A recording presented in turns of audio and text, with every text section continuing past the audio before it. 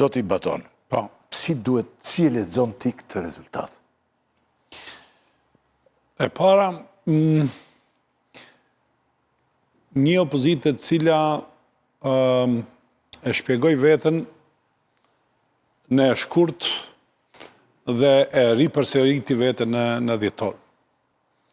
Ju nënshtrua një diskursit të Albin Kurtit dhe kërkoj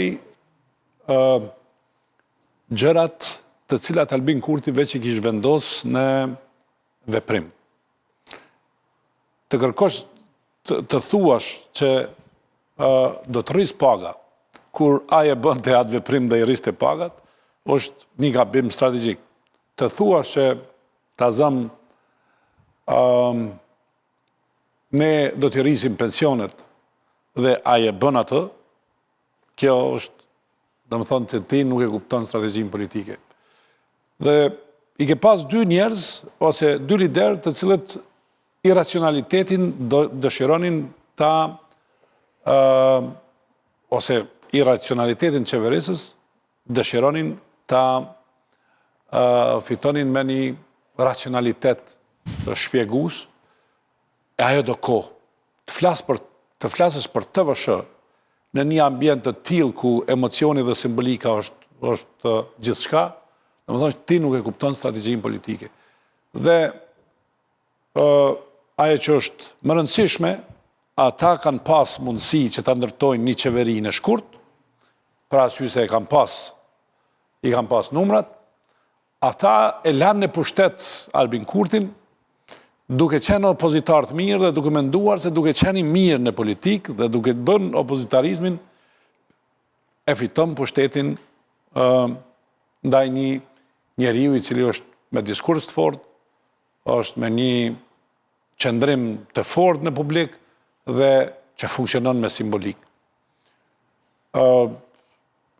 Mendoj që gabimet serioze të kryetarit Partisë Demokratike dhe kryetarit Lidhjes Demokratike të Kosovës,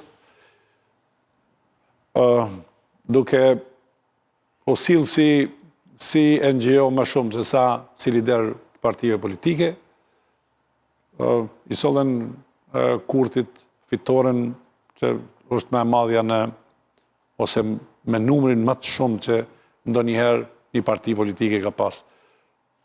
Dhe nënshtrimi ishte edhe më i madh që e pranuan 28 dhjetorin, që strategjikisht është e ditur që diaspora funksionon mbi simbolik, mbi një nacionalizëm regresiv, nëse mund ta quajmë, se pra arsye se nacionalizmi si natyrë është regresive, ose si koncept, jo si natyrë, ja dhanë një grupacioni të madh të shqiptarëve të Kosovës, prej 374.000, që ditën e 28 dhjetorit, këtë simbolik t'ja dhurojnë Albin Kurti. Unë kam plot gjëra, po fitoria Albin Kurtit është ekskluzivisht produkt i dobësive serioze të dy partive të mëdha. Të opozitës. Pa shpirt, pa program, pa strategji, pa fjalor, pa diskurs dhe pa ide se si do të ketë. Edhe pse kërkuan vetëm insistim? Në më thënë, të kërkosh një gjë gjatë gjithë kohës, e pastaj t'i përshtatësh njeriut i cili ju ka përçmuar dhe t'i nënshtrohesh ashtu, nuk ka rrugë tjetër përveç që t'i humbës zgjedhës me këtë shumicë. Në më thënë, Albin Kurti është fitues, edhe nëse e don me gjuhën sportive bravo i qoftë, për arsye se arriti ato që askush se ka arrit, e ka merituar këto në Kosovë, se në çfarë gjendje është Kosova, nuk i ka merituar këtë rezultat, por e ka merituar Kosova një ndrim të pushtetit. Jo ndrim pushtetit, e ka merituar Kosova që mos jetë peng e partive të cilat nuk kanë guxim qeverisin, por kanë një farë relaksimin opozit. Qa thëmë, ky relaksim i tyre të qenurit në opozit, e bëri Albin Kurtin me guxim që të qeverizë. Unë besoj që tash po largohemi nga ngërçi, e ky ngërç është edhe fundi i kësaj gjenerate politike që më vjen keq që kjo gjenerat politike e kryesuar nga Lumiri, që është një gjenerat e re, edhe nga Bedri Hamza, që është një produkt i një koncepti ekonomik, dështoj edhe dështoj me merit. Dhe më thënë, ata do të shkojnë për faktin se treguan dobësi të jashtëzakonshme, ishin opozitar të mirë dhe aty mbetën. Dhe fjalia fundit që desha të thënë, asnjëherë nuk e deshën vendin e parë. Gjithë luftonin për vendin e dytë ose të tretë. Kjo është shumë interesante. Të luftosh, po kjo është një strategji jo vetëm e politikës, por në shumë, për shembull edhe te politika jon këtu, duket si për partia, do kalojmë aty pak, si për Partia Demokratike vendin e dytë do tani. Nëse shohun Partia Demokratike ka tjetër gjë këtu. Do kthehemi, se do bëjmë një krahasim. Pse dështoi opozita? E para ka pas një premje, mos themi një amputim politik në Kosovë dhe hapjen e rrugës së Kurtit në vitin 2019. Kurti ka qenë me vota i pakt, por shkurja e Hashim Thaqit dhe Kadri Veselit e krijoi një pasiguri dhe një situatë që populli i Kosovës e kërkonte një lider të ri. Për arsye se Partia Demokratike, pak këta dy liderë, nuk përfaqësonte një farë stabiliteti politik të elektoratit. Edhe ashtu një pjesë e elektoratit të Partisë Demokratike kanë qenë për bashkimin me Shqipëri, një pjesë e elektoratit Partisë Demokratike ka dashur Shqipërinë, nuk ka qenë kosovo-centrike dhe kanë qenë gatshëm që t'i bashkohen vetëvendosjes.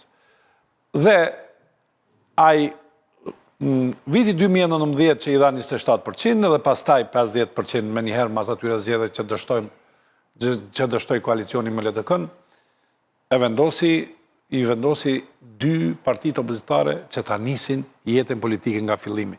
Por e bën një gjë të panatyrshme. U zgjodhen në krye të partisë vetëm sa për Partia Demokratike e zgjedhit dikën, vetëm sa për të pritur se do të lëshohet Hashim Thaçi nga burgu, dhe kjo po zgjat 5 vite dhe ai ende është atje. Dhe kjo pritje realisht e krijoi një farë status quo në Partinë Demokratike që në një farë mënyrë i dha hapësirë të jashtëzakonshme vetëvendosjes së Kurtit. Kurse te Lidha Demokratike bëri gabimin serioz që vendosi një lider që vinte nga jashtë, jo nga struktura e Lidhës Demokratike, ende nuk ishte i pjekur si politikan mbranda Lidhës Demokratike dhe strukturave të saj. Edhe pse Lumiri është ekonomist i mirë, është eloquent dhe diskursin e ka më të mirë se sa i përket dallimit që e tha musafiri yt nga Kosova, Lumiri për Albinin është Einstein. Einstein është. Do më thonë, kur po flas për dijen e tij ekonomike dhe diskursin e tij, do më thonë, Kurti është... Më shkruan këtë që thoni ju me fjalë tjera, do me thënë votat që mungojnë LDK si i ka marrë Albin Kurti. Saktësht. Do me thënë, votat të cilat i ka munguar LDK-s kanë shkuar edhe pikërisht është dënimi që LDK-ja ja dha për shkak se ai nuk bëri koalicion dhe e mori distancë. Por LDK-ja këtu ka pas drejt në një farë mënyrë. Si të mundesh me të bëj koalicion me dikë që thotë që ju jeni të Serbisë.